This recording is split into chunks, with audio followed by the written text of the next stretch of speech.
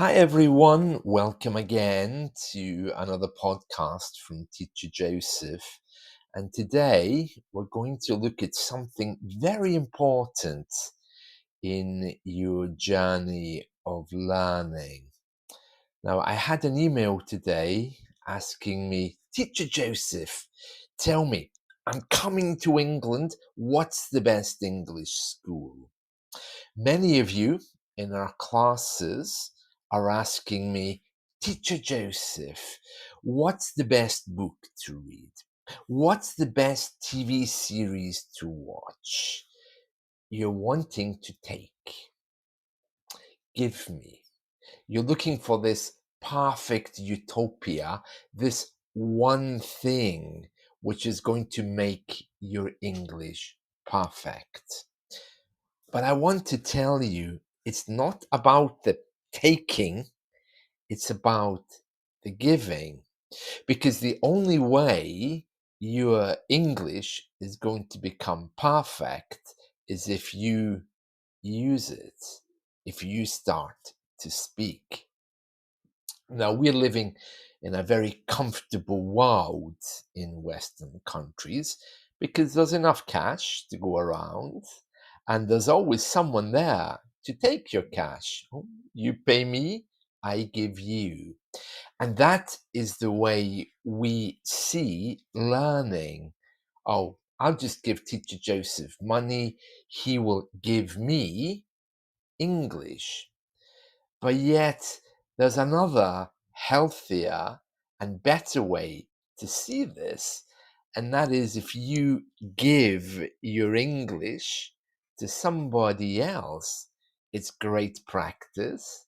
When you're talking with an exchange partner or a teacher, they can hear what you have to say, and they can also hear who you are.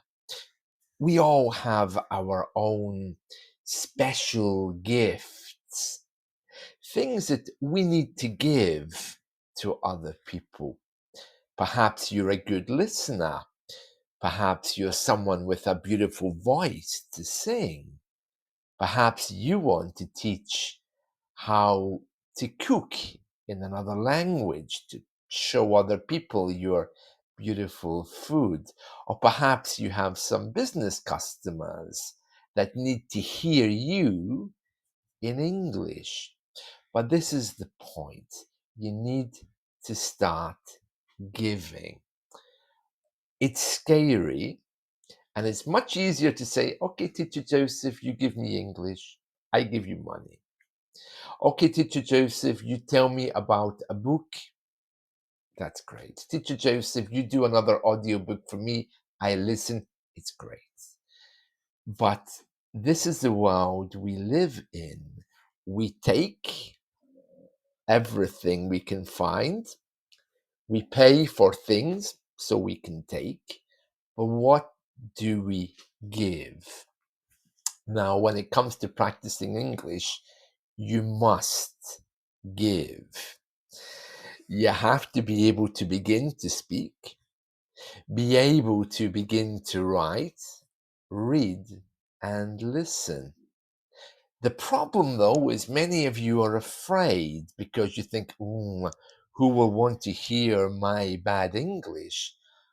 But unless you start to make sentences, unless you begin to give, your English isn't going to get very far. You know, every day I talk to students, and most of them want English. Give me, I want grammar, I want books, I want something. There's only, I think, less than 10 students that I have who actually talk. They talk, they have essays, they hear, and they know that they must practice. I had one yesterday, and he came and he said, okay, teach me English. I said, well, okay, what do you do every day with your English? Do you do anything? No, nothing. I said, okay, well, what can you do every day with your English? Don't know. So I said, well, why are you learning English? My company gives me free lessons. And I said, well, your English doesn't sound bad anyway, but what do you hope to get out of our lessons? So no, my company's paying for them. I don't care. He just wanted to take. If you really want to improve your English today, find a language partner, make a blog post. Let me explain something to you. Some of you know that I learn different languages, and one of those languages I learn is Dutch. Now, one of the key things that I've done is I went away and I made a Dutch blog about things I like. It's not a blog about language learning. It's not a blog related to anything I know about the Dutch world. It's just about me, things I like, my hobbies, my pastimes, things which make me excited. I made a blog in a second language, and why not? And when I do go to my Dutch teacher, I can ask him, I can say, can you check my blog posts, please, so I can see? I can go to Chat GPT, to AI, and I can say, okay, so can you check these, please? I have pen friends, people I write to every day in Dutch, so I can practice. And if I have a doubt, AI is there to help me. My Dutch teacher is there to support me, but I'm giving. And this is what I want you to think about. What's your balance between taking, oh, I want that book because it's in English. I want that perfect TV show. Which one is better, Downtown Abbey or The Crown? You would be surprised how often I'm asked that question. And that's great for your listening practice, but it needs to be balanced with how much you give. When you come to the teacher, open a conversation, ask him to give you a conversation. Even better, if you have a conversation prepared. If you don't, it's okay.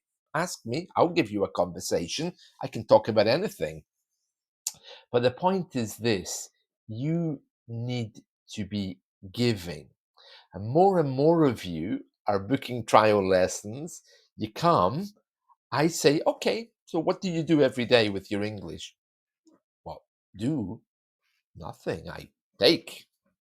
I I want something from the teacher, like a book, or I want to know what TV shows are the best, but I don't do anything. I take.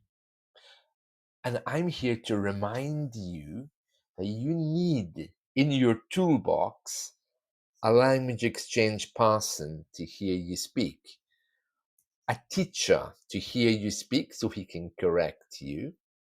If you're into writing, bring up your passion, bring up what you want to write about. I have one student, she writes about aliens. I love that.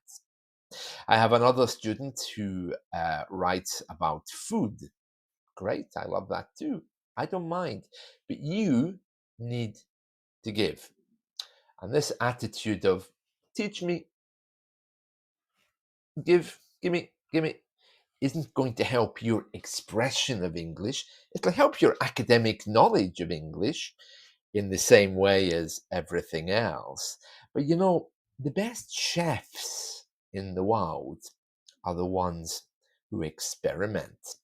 The best musicians in the world are the ones who invent different types of music. Can you imagine if Mozart said, let me just see, there must be some composer I can copy? One of them was even deaf, he couldn't copy anyone. So you see, you have to invent your own world if you want to live in it. So instead of coming and saying, give me English, bring me your English. so I can see it. I can give you feedback on it. I can tell you about it. And if that's only 2 words, I am perfect. I'll tell you how to expand it. So you need to begin by facing your fears.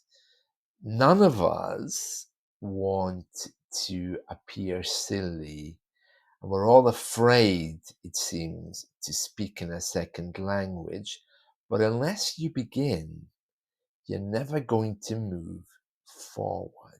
So that's my challenge for you this week. Instead of coming to me and saying, teach me, come to me and say, here's my English. Beautiful, isn't it? And I'll tell you exactly what I think of it. I'm sure it probably is beautiful, especially if it's something that comes from your heart instead of something that comes from a book. We're living in a world where information is thrown at us at every moment. But the secret is, like a game of tennis, take the ball, hit it back with your expression, which I'm sure will bring a lot of peace and love to the world. That's it from me. I hope you've enjoyed this. Oh, I was in the Netherlands last week, so please have a look at my YouTube videos. I didn't put them on Spotify or my other platforms, so you can go and have a little look at those. And I'll see you all again soon. Remember, just like tennis, take the ball and throw it.